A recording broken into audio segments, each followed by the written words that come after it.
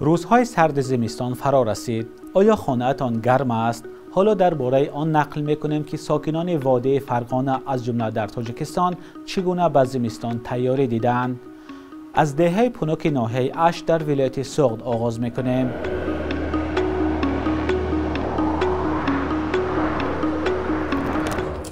رابعه بهادر و ساکن دهه پونوک است. او و پیوندانش به دلیل کهسار بودن دهه مجبورند از ماه اکتبر تا ماه می خانه را گرم نگاه دارند.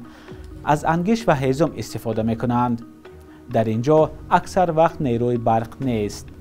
گرم کردن خانه ها پیشکه میشنانیم، سوید نیست علاب میکنیم، چای میجشونیم، دیگه مونده الخود میپزیم. من این اوچاق و علاوه کرده آب گرم میکنیم برای پوشاک شستن. رابعه نیت دارد توی کند اما تا حال انگشت نخریده است. صرف میکنم گوید 3-4 هزار میبرود برای انگشت خودش. هیزم و یا هم هیزم ما از جاهای دور 700 سومون به ماشین کرو میکنیم. قریب 70% اهالی تاجیکستان در روستاها زندگی میکنند. بسیاری آنها برای گرم کردن خانه و پختن خوراک از هیزم و انگشت استفاده میبرند. 1 کیلو انگشت در بازارهای ولایت سوغد از 2 سامانی تا 3.5 سامانی است. تاجران میگویند که طلبات به انگشت استحصال قرقیزستان بیشتر است اما نرخ آن 30% گرانتر می باشد. به دلیل بسته بودن مرز انگشت قرقیزستان توسط ازبکستان به تاجیکستان می رسد. برای شریف جان آرتیقوف ساکن دهه بغداد ولایت فرغانه ازبکستان تیاری به زمستان خیلی بر وقت آغاز می یابد.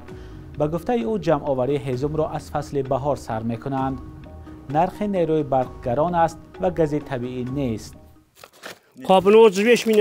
یک خلط هیزم را به 35,000 سوم می‌خریم. به گاز البته دشوار. یگان چیز با گاز برابر شدن نمی‌تواند. کاش به ما هم گاز می‌رسید. در دهه سال‌های پیش گاز داشتیم. خطا نکنم تخمینا سال‌های 1991. 2 سال گاز سوختیم. پس از آن قطع شد. شریف جان برای گرم کردن خانه اساساً از هیزم و انگشت استفاده میبرد. از برق استفاده نمیبرد چون نرخش گران است. ما کاندیشنر استفاده نمیبریم. همین پیچکه برای ما کافی است. برق گران است. در این میان در شبکه‌های اجتماعی استفاده هیزم و تپک را تنقید میکنند.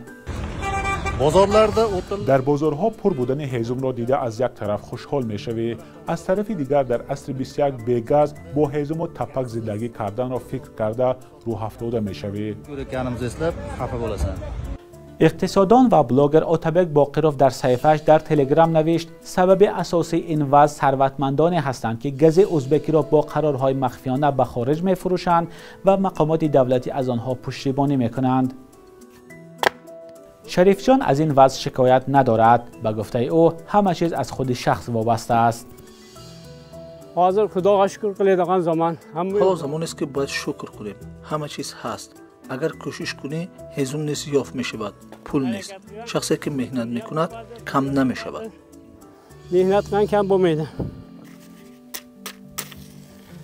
قهرمان ما قریب به زمستان تیار است. تنها باید انگشت خرد. با هیزم هایی که از بهار جمع آورده است خانه اش را گرم می کند. باز بهار می آید و باز از پس هیزم می رود. گاز در حال حاضر آرزوی اجرا ناشده می ماند. از ساکنان بگذریم. حکومت ها برای گذراندن زمستان چه آمادگی می بینند؟ رئیس جمهور تاجیکستان هر سال برای رئیسان شهر و ناحیه ها درباره آمادگی به زمستان دستور می دهد. طبق معلومات وزارت انرژتیک و ذخیره های آب تاجیکستان دارای ذخیره های بزرگ گیدرو انرژتیکی است و این شماره به 527 میلیارد کیلووات ساعت سالانه برابر می باشد. تاجیکستان از این نگاه بعد از چین و روسیه، آمریکا، برزیلیا، کنگو، هندوستان و کانادا در جهان جای 8 را اشغال می کند. مقام اول در بین کشورهای آسیای مرکزی. اما شرکت برق تاجیک در ماه سپتامبر سال 2024 درباره جاری شدن لیمیت یا محدودیت انتقال برق خبر داد. سال 2023 محدودیت از ماه اکتبر آغاز شده بود. وزیر انرژتیک و ذخیره‌های آبی تاجیکستان دلیر جمعه ماه اوگوست سال گذشته گفت می توانند اهالی را پورا با برق تامین کنند اما تغییر آبی اقلیم خلل می رساند و او ساکنان را آگاه کرد که برای زمستان انگشت و سوزشواری ذخیره کنند. ساکنان در ازبکستان استفاده برق را کم می کنند چون نرخش گران است. بر ضمن این در ولایت فرغانه ازبکستان منطقه‌های بسیاری هستند که گاز ندارند و ساکنان آنجا اساساً از هیزم و انگشت استفاده می‌برند. امسال در ولایت فرغانه 1 کیلو انگشت وابسته به صفت از 85 درم تا 1 سومانی و 70 درم است. در شهر اوش قرقیزستان 1 کیلو انگشت از 88 درم تا 1 سومانی و 40 درم فروخته می شود.